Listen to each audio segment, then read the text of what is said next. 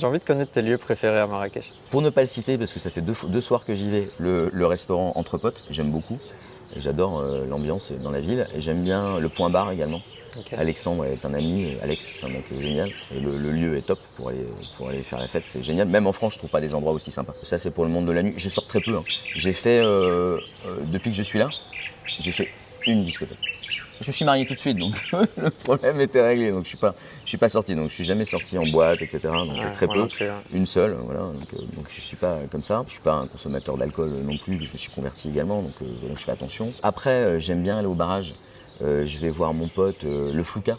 C'est un endroit, un lieu que j'aime beaucoup. Ouais. Et Jean-Charles est un mec juste exceptionnel. Il connaît tout le monde, il est gentil, il a le cœur sur la main, il a une honnêteté rare. Il fait partie de mon petit fil positif. Mes lieux préférés, alors j'aime bien le quartier Victor Hugo, forcément parce que mes enfants sont à l'école. Et ce lycée français, pareil, il est juste à tomber par Ouais, terre. très joli, hein. Il est juste magnifique.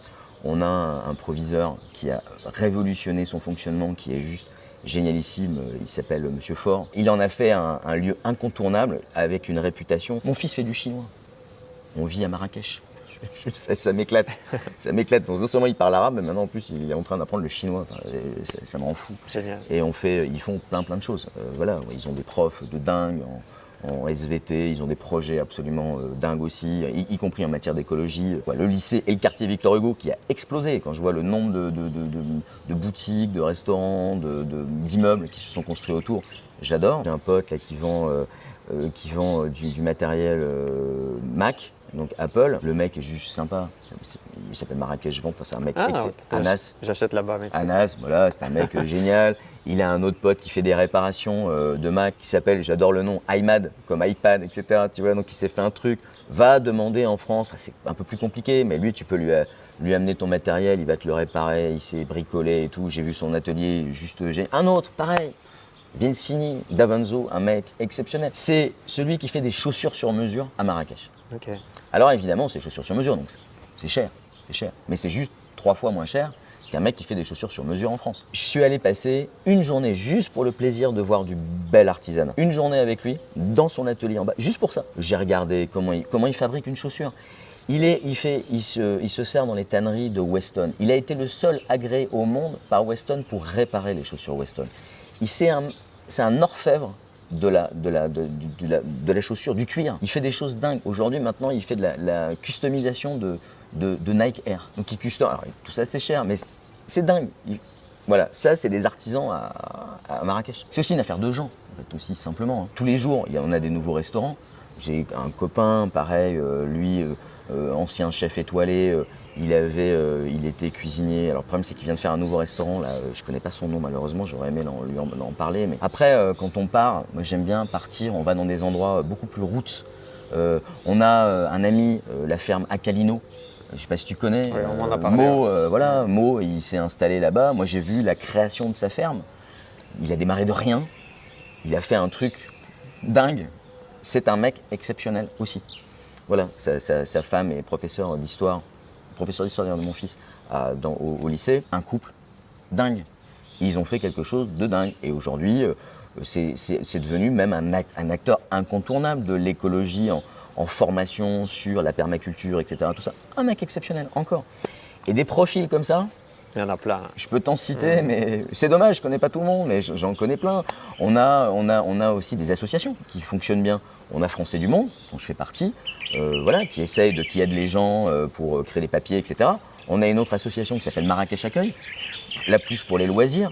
Je vois Claude, le directeur de Marrakech Accueil, avec qui j'ai fait justement la dernière réunion d'information, mais pareil, il est d'une gentillesse, il s'investit de façon incroyable. On a des volontés dingues. Là, on vient de créer une association qui va s'occuper de l'aménagement et l'amélioration du cimetière de Marrakech, qui est le cimetière européen de Marrakech. On va essayer même d'en faire carrément un lieu touristique. Okay. On va essayer de le faire. On va l'aménager, on va le fleurir. Il y a plein de volontés, de profils comme ça. Enfin, c'est une ville bouillonnante. Je ne sais même pas, même en termes de croissance, en taux de croissance, c'est juste incroyable ce qui se passe ici. Tous les jours, il y a des choses incroyables. C'est bien parce que tu es passionné et ça se voit que tu aimes le Maroc, tu vois. Ah ouais, ça fait plaisir. Complètement, ouais. Vraiment. Il y a des belles choses ici, c'est clair. Je ne repartirai plus. Ouais. Je ne repartirai plus. Et même dès que tu sors de Marrakech aussi, t'as plein de projets partout. Alors, mieux. Quand tu sors de Marrakech. Le problème, il est là en fait. C'est un peu, tu sais, comme Paris serait absolument génial s'il n'y avait pas les Parisiens. À Marrakech, allez, je veux pas être méchant, hein. S'il n'y avait pas les mobylettes, déjà. S'il n'y avait pas les mobylettes. Sur les Marrakechis, bon. Mais c'est vrai que dès que tu sors, tu fais 15 bornes, même pas. Tu fais 10 bornes. Et les Marocains, c'est. Ouais. Tu fais des treks, des randonnées, quand tu es accueilli chez l'habitant. Mais même, tu vas juste au barrage, même juste là, pas très loin, tu vois, on n'est pas loin. Mais l'accueil des Marocains, cette façon de considérer, d'aimer les gens, malgré quelquefois une extrême pauvreté, tu te dis, mais quels gens, quel pays. Ils sont fiers en plus de leurs racines, de leur roi, tout ça, c'est quand même très agréable.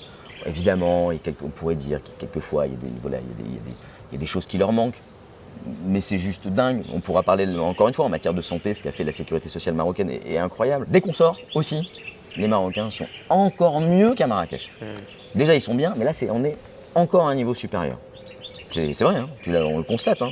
Moi, j'habite à Lorica, tu vois. Donc... déjà, ouais, tu les connais, les gens dans les villages, etc. Tout ça. Si vous avez apprécié cet extrait, cliquez juste ici pour voir l'interview dans son intégralité.